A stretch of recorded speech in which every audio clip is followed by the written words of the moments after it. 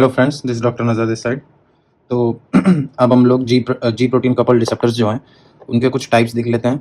Basically जी coupled protein जितने भी receptors हैं वो सर्पेंटाइन रिसेप्टर्स हैं, ठीक। लेकिन अलग अलग लाइगैंड होने की वजह से इन रिसेप्टर्स का जो लाइगैंड बाइंडिंग डोमेन है वो अलग होना चाहिए थोड़ा सा एक दूसरे से। तो इस वजह से हमारे पास जी प्रोटीन कपल्ड रिसेप्टर के अंदर भी बहुत बड़ी क्लासेस हैं अलग अलग। तो अब हम लोग वही देखने जा रहे हैं कि अलग अलग क्लासेस कौन सी हैं। तो अगर मैं पहली क्लास की बात करूँ तो हम लोग कोलिनर्जिक सिस्टम की बात करें अगर, तो कोलिनर्जिक बेसिकली दो तरह के हैं, निकोटिनिक और मस्करिनिक। अब मैं यहाँ पे आपको एक एग्जांपल देके समझाना चाह रहा हूँ कि मान लो ये मेरा एसिटाइल कोलिन का मॉलिक्यूल है, ठीक है। ये एसिटाइल कोलिन का मॉलिक्यूल है।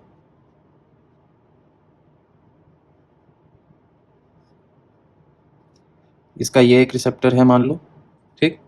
और यहाँ पे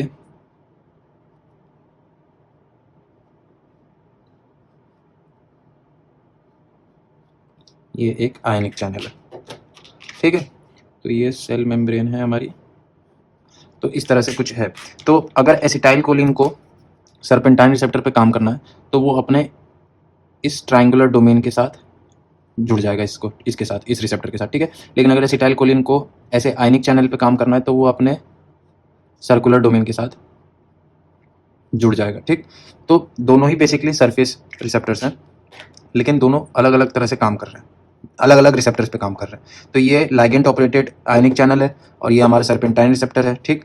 तो ये देखा गया है कि नेचुरली एक और अब एसिटाइल कोलिन इन दोनों रिसेप्टर्स को एक्टिवेट कर सकता है, ठीक है। तो हमारे पास नेचुरली अकरिंग एक सब्सटेंस है जिसको निकोटीन बोला गया, जो हमारे सिगरेट्स में अवेलेबल है, ठीक। तो वो भी यहाँ इसी तरह से बाइंड कर सकता है, इसलिए इनको, ये जो लाइगेंड ऑपरेटेड चैनल्स हैं, इनको निकोटिनिक रिसेप्टर्स बोला गया है, ठीक। तो इसलिए निकोटिनिक रिसेप्टर्स जो होते हैं वो किस तरह के हैं, लाइगेंड ऑपरेटेड आयोनिक चैनल्स, ठीक। और ऑन द अदर हैंड एक और एक सब्सटेंस है, उसका शेप इस तरह से है और उसका नाम है मस्करीन। तो मस्करीन भी यहाँ बाइंड कर सकता है इस रिसेप्टर के साथ, तो मस्करेनिक रिसेप्टर बोला गया, इनके नाम को दिया गया, ठीक है। मस्करेनिक रिसेप्टर को बेसिकली हम लोग सर्पेंटाइन रिसेप्टर्स के नाम से देखे जानते हैं, ठीक। तो कोलिनर्जिक में दो तरह के रिसेप्टर्स आ गए, निकोटिनिक, मस्करिनिक, ठीक। लेकिन दोनों ही एक्टिवेट हो सकते हैं एसिटाइल कोलिन से, क्योंकि एसिटाइल कोलिन कुछ इस तरह के स्ट्रक्चर में होता है कि दोनों को एक्टिवेट कर सकता है।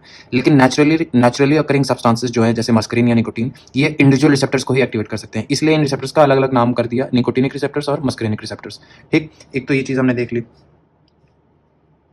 अब यहाँ पे मैं आपको एक अगली क्लास बताऊंगा।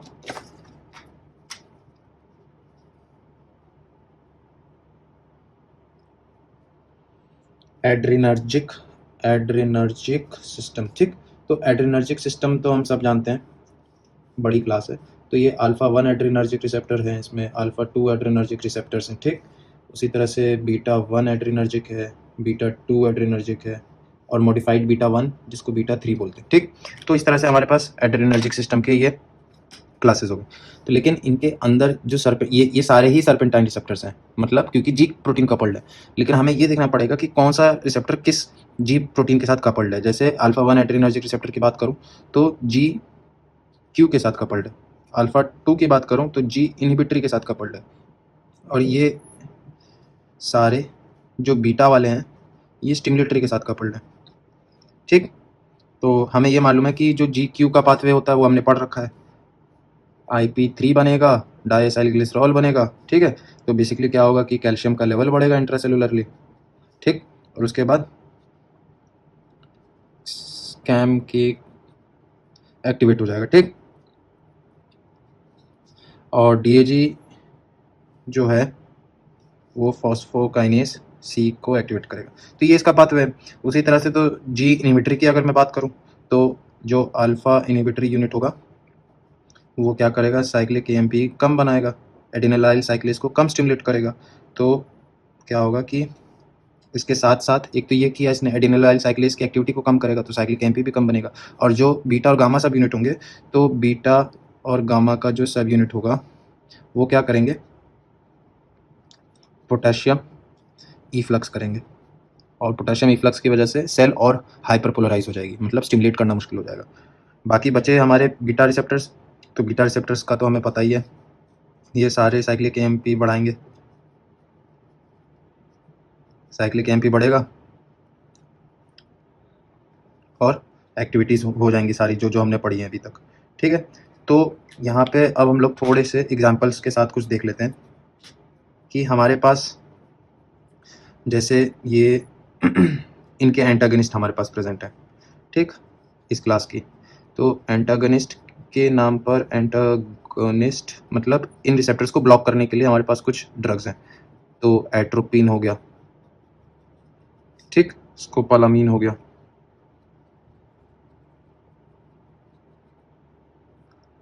और हमारे पास कुछ ऐसे भी ड्रग्स हैं जो हमारे अल्फ़ा 1 के लिए हैं। तो अल्फ़ा 1 की अगर मैं बात करूँ तो एक तो नॉन सेलेक्टिव होते हैं जो अल्फ़ा 1 और अल्फ़ा 2 दोनों को ही ब्लॉक करेंगे, ठीक। तो ऐसे केसेस हमारे जैसे फेंटोलामीन हो गया, ठीक, फेनॉक्सीबेंजामीन हो गया, ठीक। तो ये सारे हमारे ड्रग्स हो गए। कुछ हमारे पास सिर्फ अल्फ़ा सेलेक्टिव ब्लॉकर्स हैं। अल्फ़ा 1 के लिए हमारे पास ये ब्लॉक करेंगे, प्राजोसिन हो गया, ठीक। अल्फ़ा 1 को और कौन ब्लॉक कर सकता है? टेराजोसिन हो गया, ठीक है। तो इस तरह से ये कुछ ड्रग्स हैं जो इन रिसेप्टर्स को ब्लॉक कर सकते हैं। बचे हुए जो हमारे पास बीटा 1 बीटा 2 ब्लॉकर्स हैं, ये तो हम सब जानते ही हैं, जैसे प्रोप्रेनोलॉल हो गया, मेटोप्रोलोल हो गया,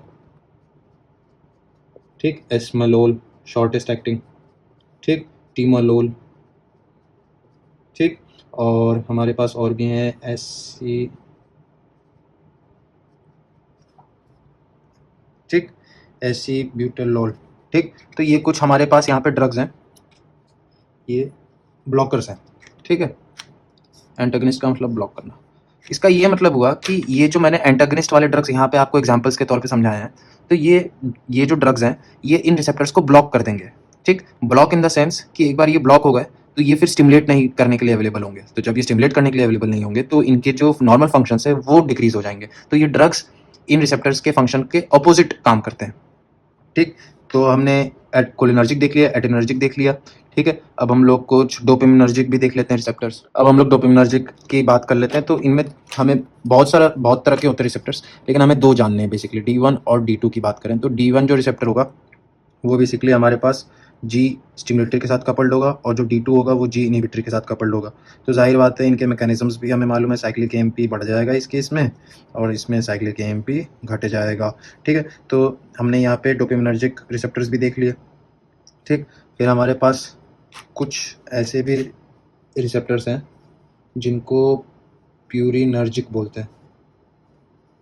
प्यूरिनर्जिक रिसेप्टर्स भी दो तरह के होते हैं, टाइप ए और टाइप बी,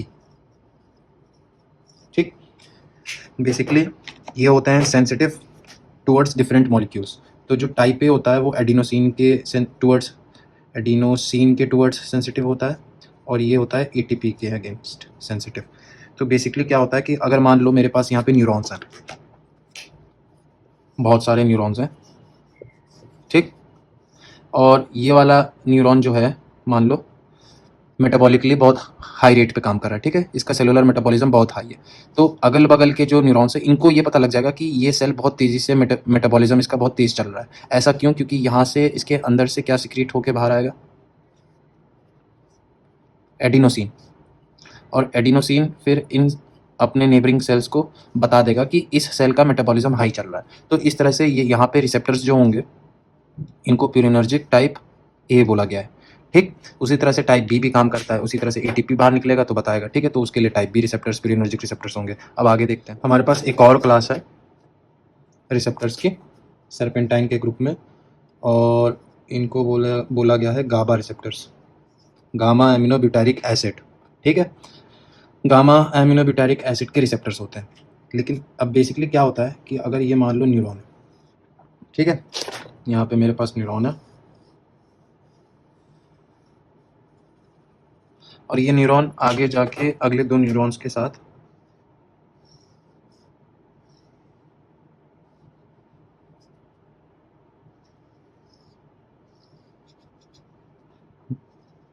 कांटेक्ट में, ठीक। तो कुछ इस तरह से है यहाँ पे, मान लो तो जो गाबा है, मान लो यहाँ से गाबा रिलीज हुआ इस नर्व एंडिंग से, ठीक। और गाबा के पास दो तरह के चैनल्स अवेलेबल होंगे, एक तो लाइगैंड ऑपरेटेड चैनल्स होंगे और एक तो सर्पेंटाइन होंगे, ठीक है। इस नर्व एंडिंग से भी गाबा रिलीज होगा, तो दोनों तरह से इन दोनों चैनल्स को ये एक्टिवेट कर सकता है। जब लाइगैंड ऑपरेटेड आयनिक चैनल को ये एक्टिवेट करेगा तो ये क्लोरीन इनफ्लक्स कराएगा, ठीक।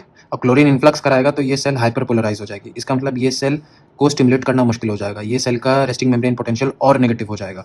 तो यहाँ से ये सेल तो इम्पल्स करता हुआ आ रहा था, लेकिन अगले सेल को इसने, अगले न्यूरॉन को इनहिबिट कर दिया। इसलिए गाबा रिसेप्टर्स के जो गाबा का जो न्यूरोट्रांसमीटर, या गाबा खुद एक न्यूरोट्रांसमीटर है जो वो इनहिबिटरी फिनोमिना दिखाता है, ठीक है, इनहिबिटरी न्यूरोट्रांसमीटर है। सर्पेंटाइन की बात करें तो ये यहाँ पे आके जुड़ेगा, ठीक।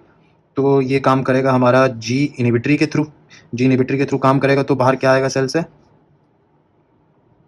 पोटेशियम लीक हो जाएगा। पोटेशियम लीक होगा तो फिर से ये सेल हाइपर पोलराइज हो जाएगी, इलेक्ट्रोनेगेटिविटी बढ़ जाएगी। तो दोनों तरह से क्या किया इस न्यूरॉन ने, अगले दो न्यूरॉन्स को इनहिबिट कर दिया, ठीक है। तो ये है इनहिबिटरी फिनोमिना। यहाँ पे कुछ एग्जांपल्स है, जैसे ये सर्पेंटाइन की बात करूँ तो यहाँ पे इस सर्पेंटाइन रिसेप्टर को एक स्टिमुलेट कर सकता है और एक इनहिबिट कर सकता है। तो एक ऐसा ड्रग है जो गाबा के सर्पेंटाइन रिसेप्टर को एक्टिवेट कर सकता है, मतलब एगनिस्ट, वो ड्रग है बैक्लोफेन, ठीक। और रही बात एंटागनिस्ट की, तो एंटागनिस्ट हमारा यहाँ पे साइक्लोफेन, ठीक है। तो बेसिकली ये तो मैं बस आपको एक ओवरव्यू देना चाह रहा हूँ, समझाने की ये कोशिश कर रहा हूँ कि जी प्रोटीन कपल्ड रिसेप्टर्स के अंदर भी बहुत तरह के अलग अलग रिसेप्टर्स हैं, क्योंकि सबकी हर ताले की चाबी अलग है, हर हार्मोन अलग है, हर न्यूरोट्रांसमीटर अलग है एक दूसरे से, तो उनका रिसेप्टर जो लाइगेंड बाइंडिंग डोमेन है वो भी अलग होना चाहिए एक दूसरे से, ठीक है। फिर यहाँ पे अगर मैं बात करूँ आपका, हम दो चार एग्जाम्पल और देखते हैं। अब हम लोग एक और अगली क्लास देखते हैं, और टीएसएच का जो रिसेप्टर होता है वो भी सर्पेंटाइन रिसेप्टर होता है, ठीक।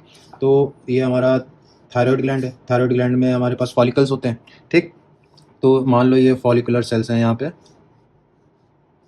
ठीक। तो इस फॉलिकुलर सेल पर क्या है, सर्पेंटाइन रिसेप्टर अवेलेबल है, ठीक।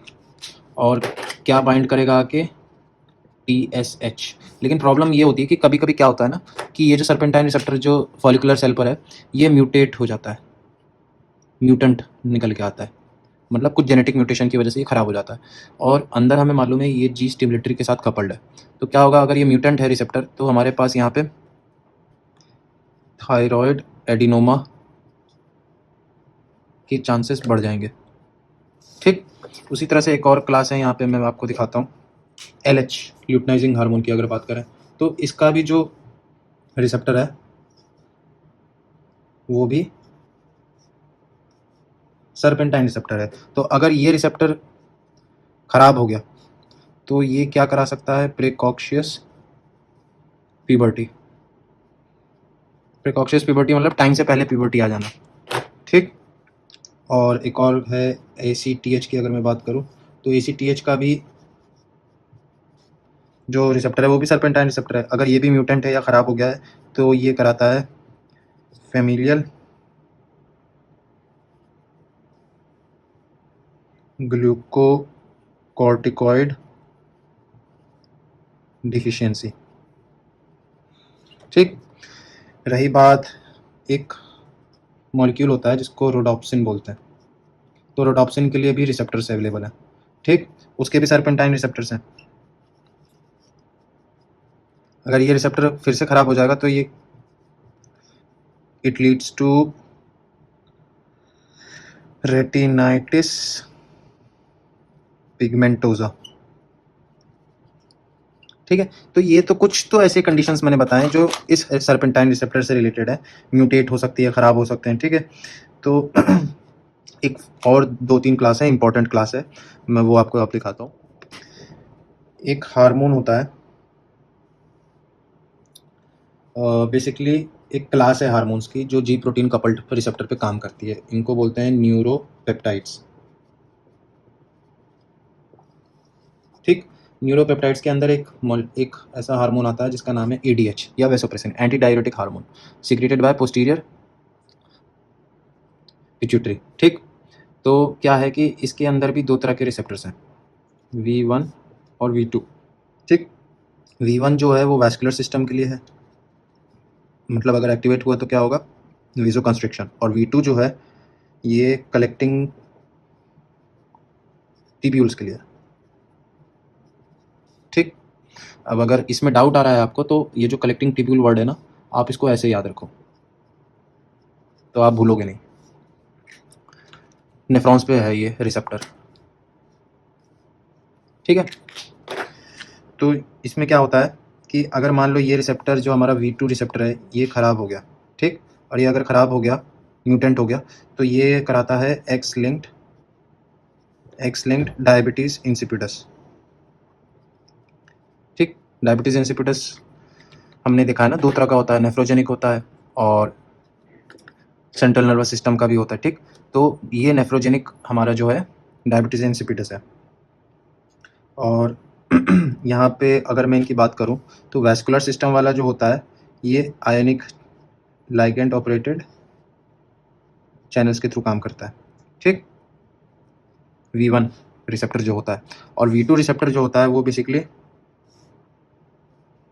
हमारा सर्पेंटाइन रिसेप्टर होता है, ठीक है।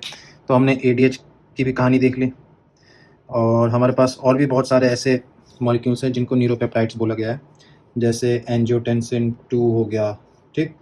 ओपिएट्स हो गए, फिर ओपिएट्स में कौन कौन आते हैं, एंडोर्फिन्स, एनकेल्फिन्स, ठीक है। वेजो एक्टिव इंटेस्टिनल पेप्टाइड हो गया, ठीक। फिर ऑक्सीटोसिन हो गया। तो ये सारे हमारे जो न्यूरोपेप्टाइड्स हैं ये भी जी प्रोटीन कपल्ड रिसेप्टर्स है, और ये भी काम करते हैं सर्पेंटाइन रिसेप्टर्स के थ्रू। तो यहाँ तक हमारा ये जो टॉपिक था, हमारा सर्पेंटाइन रिसेप्टर्स का टॉपिक फिनिश हो गया। तो आई होप आप लोग को जी प्रोटीन कपल रिसेप्टर्स समझ में आ गए, जिनका नाम है सर्पेंटाइन रिसेप्टर्स या फिर 7 पास रिसेप्टर्स, ठीक, या फिर जी कपल्ड प्रोटीन रिसेप्टर्स। तो बेसिकली इनकी जो जी कपलिंग है प्रोटीन्स के साथ, तो जी स्टिमुलेटरी हो सकती है, जी इनहिबिटरी हो सकती है, या फिर जी क्वेसेंट क्यू। तो इनके जो पाथवेज थे हमने वो देख लिए, और थोड़ा बहुत हमने क्लिनिकल कोरिलेशन देख लिया, कौन कौन से ड्रग्स काम कर सकते हैं, म्यूटेट अगर ये रिसेप्टर्स म्यूटेट हो गए या खराब हो गए तो क्या क्या कंडीशंस अराइज हो सकती हैं। तो एक छोटा सा एक ओवरव्यू देख लिया। आगे हम लोग डिटेल में पढ़ेंगे ड्रग्स के बारे में, कौन सा कहाँ काम करता है, वो सब बाद में देखेंगे। तो अब तक हमने सर्पेंटाइन रिसेप्टर्स खत्म कर लिया। Serpentine receptor is a membrane, transmembrane या फिर सरफेस रिसेप्टर, ठीक। अब हम अगला देखेंगे आयोनिक चैनल रिसेप्टर्स देखेंगे, या फिर एंजाइम लिंक्ड आयोनिक चैनल्स, ठीक, जो कि लाइगैंड ऑपरेटेड है। अब वो देखते हैं। Thanks for watching and stay tuned.